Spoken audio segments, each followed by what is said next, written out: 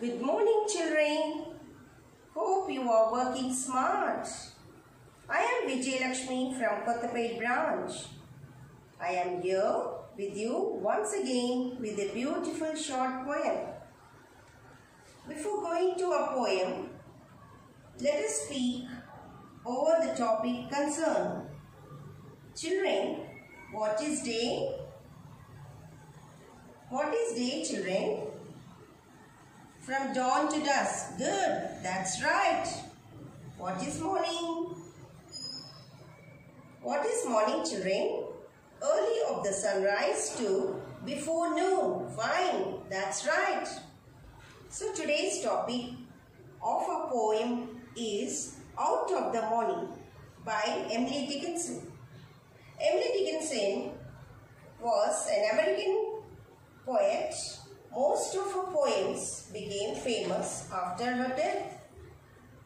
She has written more than 1800 poems, only few were published in her presence. In this poem, the speaker wonders whether morning and day are really places that exist somewhere. If they are, what do they look like and where are they? This short poem explores the delightful world of a child's imagination of a little pilgrim. The child is like a little or a small pilgrim.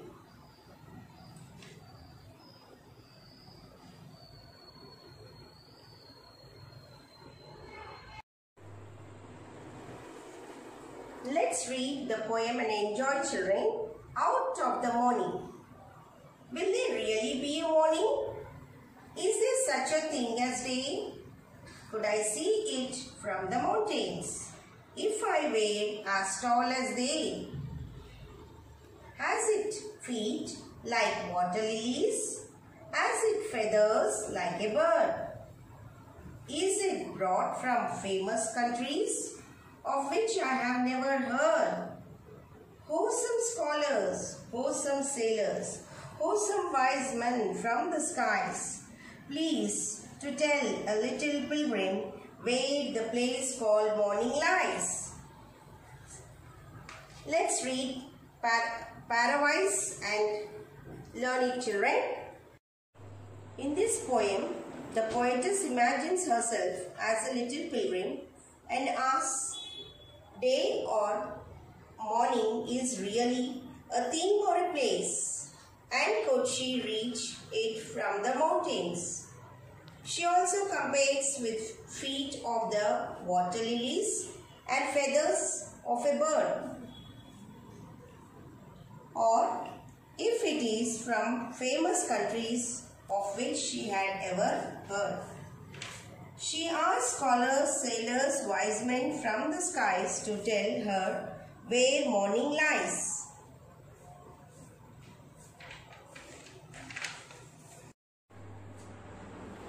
Children, today's vocabulary is, let's learn some new words like morning.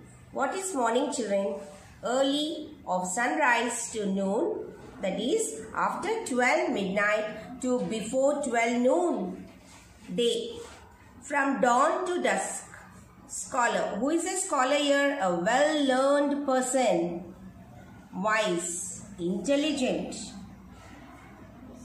Here the antonyms are day, night. Tall, children. Short. Fine. Correct. We also have one singular plural here. Foot is feet. Yes, children. Correct. We learned degrees of comparison, children. Just recollect once again. In degrees of comparison, we have positive, comparative and superlative. So, what is tall? Tall is positive. Taller is comparative. Tallest is superlative. Little, less, least. Right. Wise, wiser, wisest. Right. Bright, brought, brought. What is the difference between bring and buy, children? This is the difference. buy, bought, bought. But, bring, brought, brought. Did you get the difference of these two words, children? Fine. Famous, more famous, most famous. These are some of the words taken from our poem. Now let's go to the grammar part, that is figure of speech. Figure of speech.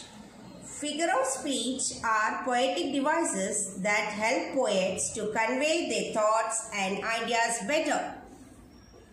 There are many figure of speech, but concerned to our lesson, we are learning similes. A figure of speech in which two unlike things are directly compared, usually with the words like or as, is called a simile. Example here, as it feet like water lilies, as it feathers like a bird. So the words which I underlined, there is like. So these two sentences comes under figure of speech similes. Rhetorical questions. This is another one, children. A rhetorical question is a question asked without expecting any answer. Yes?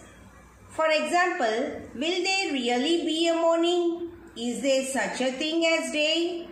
If I were as tall as they, as its feet like water lilies, as its feathers like a bird. So these are all questions asked by the poetess in the poem.